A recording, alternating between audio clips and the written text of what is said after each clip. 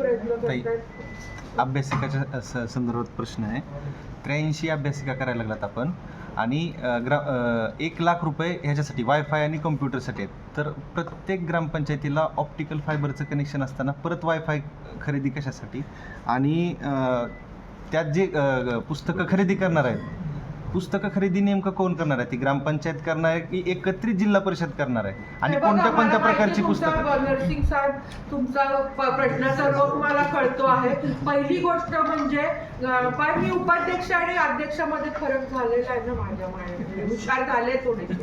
पण विषय हा की अभ्यासिका आपण शाळेमध्ये देणार आहोत, पण माझ्या तेरमध्येच मी ग्रामपंचायतीमध्ये घेते. म्हणजे आधी आमच्या अधिकारी म्हणाले की काही सेफ्टीच्या दृष्टीने त्याची किल्ली आमच्या मुख्याध्यापकांकडे द्यावी आणि कंपाऊंड वॉलमध्ये जागेत द्यावी. पण ज्या ग्रामपंचायतीला जिथं हवंय तिथं त्यांनी ती अभ्यासिका करावी. माझ्या 13ची ग्रामपंचायत मी चौकात करते अभ्यासिका, त्यामुळे त्याला वेगळं वायफाय कनेक्शन असणार आहे. ज्याचा पासपोर्ट जे विद्यार्थी आज शिकतील त्यालाच फक्त ऍक्सेस असणार आहे. तिथं आम्ही माणूस ठेवणार आहोत, ते आम्ही वर्कआउट करू आणि तो तिथं अभ्यासाशी रिलेटेड ते साईट्स आम्ही ब्लॉक करून काय पण तिथं उद्योग होऊ नये तिथं पण CCTV बसवू. त्यामुळे आम्ही आमचं वायफाय कनेक्शन वेगळं देणार आहे ग्रामपंचायतीपासून. गावं आमचे शासनाकडे गेले, मंजूर झाले. आता टेंडर आमचा आला की टेंडर पण निघेल. हो, जिल्हा परिषदेचं एक टेंडर निघणार आहे, पुस्तकाचं सुद्धा एक टेंडर निघणार आहे. आम्ही त्याची तुला हेडलाईन तेवढीच जर दिसली तर तू कर. आणि प्रत्येक गोष्ट की माझ्यावर आरोप होईल की मी गणवेश घेते तर मी त्याच्यातनं पैसे खाते किंवा अभ्यासिका एक करण्याचं कारण नरसिंग साहेब किंवा टॉयलेट त्याचं कारण हे की 15 लाख रुपयामध्ये आम्ही 4 मुलींचे टॉयलेट ब्लॉक जसे एअरपोर्टला असतात आणि मुलांचे टॉयलेट ब्लॉक सेपरेट एंट्रन्सवर, त्याला सोलर नाही पण बोर जाईल, पाणी लागेपर्यंत बोर, सिमेंटची पाण्याची टाकी, बाहेर एक हँडवॉश स्टेशन, दोन्ही मुलींच्या ह्याच्यात मुलांच्या ह्याच्यात हँडवॉश स्टेशन आणि तिन्ही ब्लॉक्स मध्ये कमोड बसवतात एक आंघोळीचा. आता काही जण आंघोळ कोण करणार, पण मुलींना लागतं आणि मुलं पण खेळून आले हातपाय धुवायला, आम्ही एक ठेवतोय.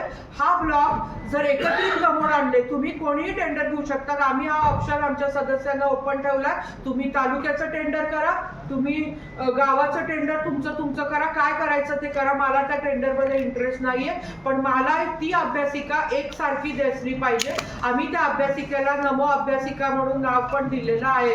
नमो म्हणजे नरेंद्र मोदी साहेब, कळलं का खिचडे साहेब? आणि पुस्तकं पण सॉरी म्हणजे असं करून तुम्ही विरोधात जातात माझ्या. 3दा बदललं तुम्ही राव, काय एखादं 12 सूत्र ठेवायचं. पण मला माहितीये कोण खोड्या करतं.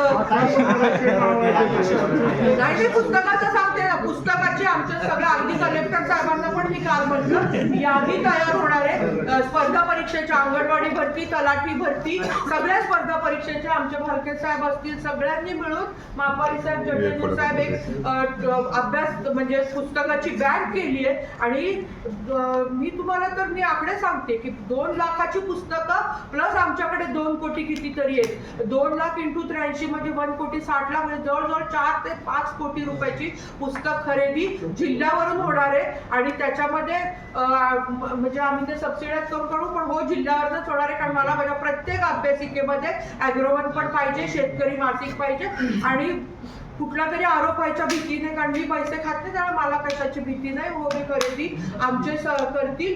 कम्प्युटर पण खरेदी मी एकत्रित करायला सांगितली, कारण मला 1च्या ऐवजी 1 लाखात मग मे बी 2 कम्प्युटर्स मिळतील, वायफाय मिळेल. आणि जर भीतीने काम करायला जो ड्रेसचा पण मी म्हणते माझ्यावर आरोप झाला. माझं एवढंच होतं की माझा जरी विद्यार्थी कुठं मला शाळेत दिसला तर तो माझा जिल्हा परिषदचा आहे. सगळ्या शाळा प्रायव्हेट आपापले युनिफॉर्म कोटवाले करतात. आम्ही आमचा कोटचा युनिफॉर्म 240 रुपयात केलेला आहे. हे काही चुकीचं नाहीये, ते अजून झालं नाही या सगळ्यात विरोध. पण मला वाटतं खरंच तुमचे हात जोडून मी पत्रकारांना विनंती करते, काही गोष्टी आम्ही एवढं सोपं नाही मला इथं बसून निर्णय घेऊन काय करणं.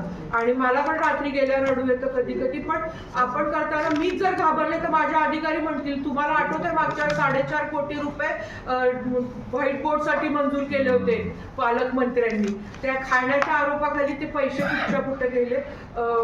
आणि ऑलरेडी विरोधक मला त्रास देत आहेत आमच्या शिक्षक, त्यामुळे आम्हाला आपल्या सहकार्याची गरज आहे.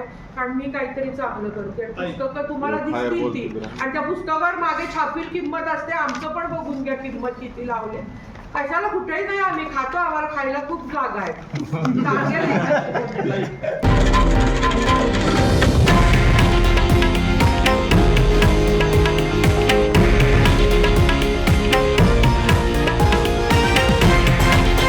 हे आहे देशातील नंबर 1 न्यूज नेटवर्क आणि आपण पाहत आहात TV9 मराठी, एकमेव.